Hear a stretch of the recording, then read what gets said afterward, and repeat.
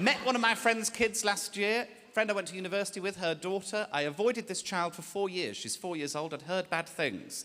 Met her last year. She's the worst person I've ever met. And I've met Eamon Holmes. I won't use her real name, that would be unfair. Let's call her Mugabe. And she was very...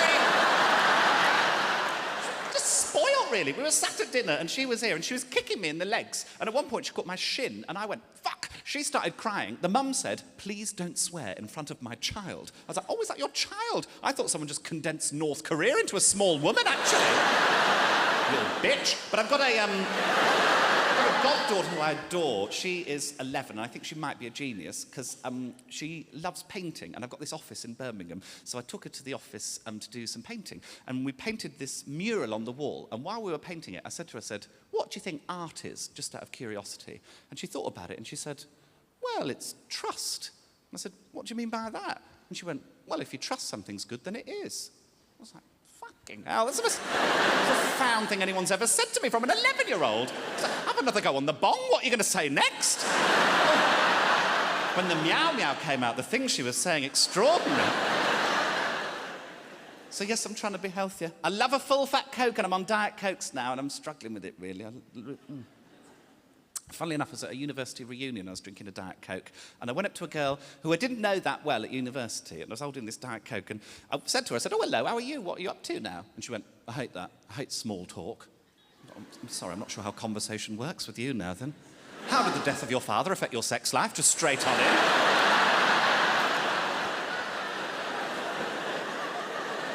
She said, you shouldn't be drinking that.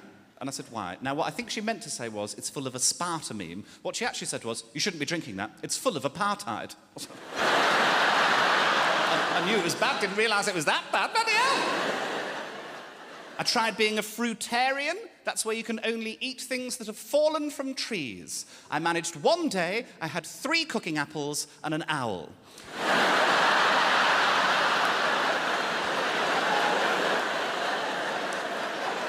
Arguably the best joke of the show. That pissed it away in the first section. There she goes. Off she flies. Bless she.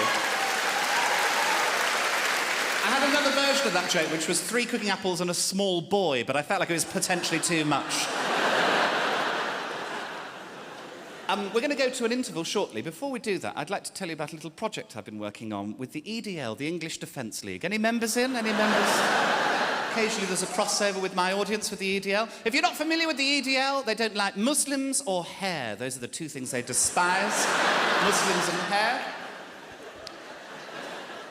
There was a rally last summer, a rally in Birmingham. You might have seen this picture from it. This is a girl called Sophia Khan. She was facing up to one of the EDL members with this... Yes, she's amazing, Sophia Khan.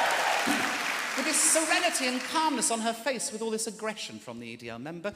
In the weeks preceding this rally, I discovered somebody I went to school with, who I am erroneously still friends with on Facebook, is a member of the EDL and was trying to generate support for this rally with his own Facebook group. Now, I like to troll people on social media, using various aliases that I create, so I went on as Angela Middlebin.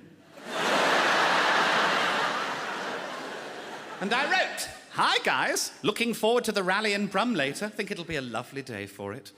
I work in PR with some high-profile right-wing and right-leaning commentators, such as Katie Hopkins, Piers Morgan, and Fern Britton.